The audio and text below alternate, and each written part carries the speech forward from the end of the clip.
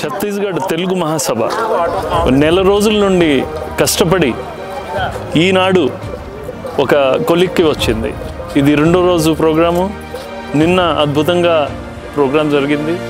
నిన్న సాయి కుమార్ గారు, retired chief justice Ramana గారు, ఇంకా ఎంతోమంది, గజల్ శ్రీనివాస్ గారు వచ్చారు.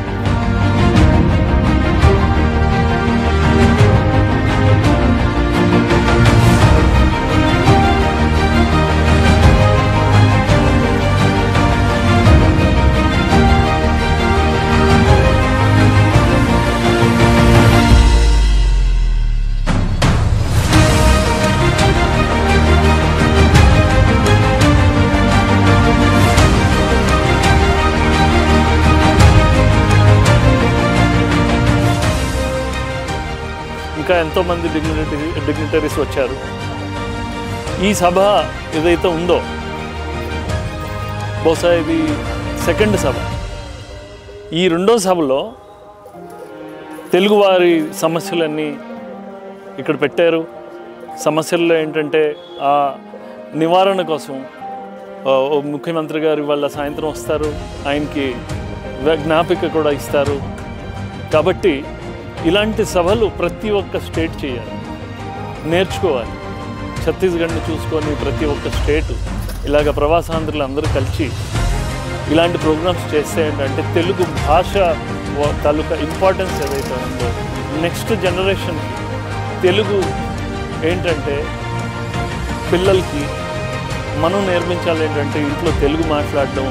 ఆ తర్వాత ఏదైతే కొంతసేపు ముందు మధ్యాహ్నం గోష్ఠి అయింది, కవులు ఎంతో చక్కగా కవితలు వినిపించారు. నేను ఎప్పుడూ చిన్నప్పుడు విన్న కవితల్ని మళ్ళా ఇక్కడ వింటూ ఉంటే ఏదో మా ఇంటికి వచ్చి కవితలు విన్నట్టుగా నాకు ఒక ఆనందం అనిపించింది.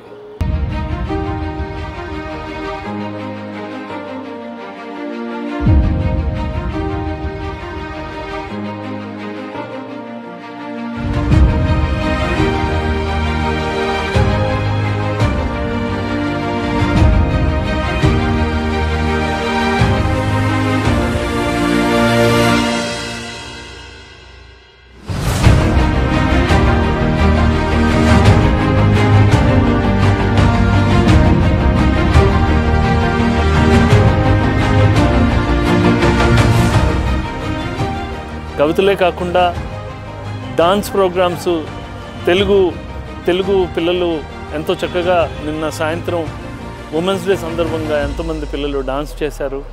ఆ డాన్స్ చూస్తూ ఉంటే ఏదో సినిమా చూసినట్టుగానే ఒక ఆనందం కలిగింది.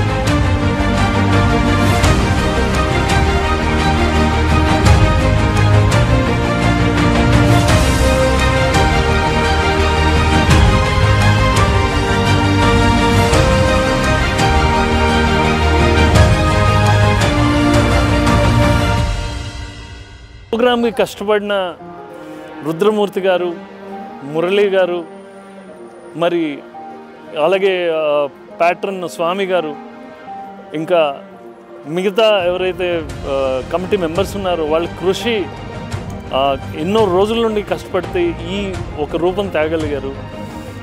ఇక్కడ స్పెషల్గా ఈ వెన్యూ వీళ్ళు చూస్ చేయడం ఏంటంటే 2 ప్లేసెస్లో ఇండోరు, అవుట్డోరు ఎంత చక్కగా ఆర్గనైజ్ చేశారంటే తెల్లవారి డే టైం వచ్చి లోపల ఆర్గనైజ్ చేశారు. సాయంత్రం ఇక్కడ ఇవాళ ముఖ్యమంత్రి గారు కూడా వస్తున్నారు కాబట్టి ఇవాళ చాలా రష్ ఉంటుంది అని అందరూ అంటున్నారు.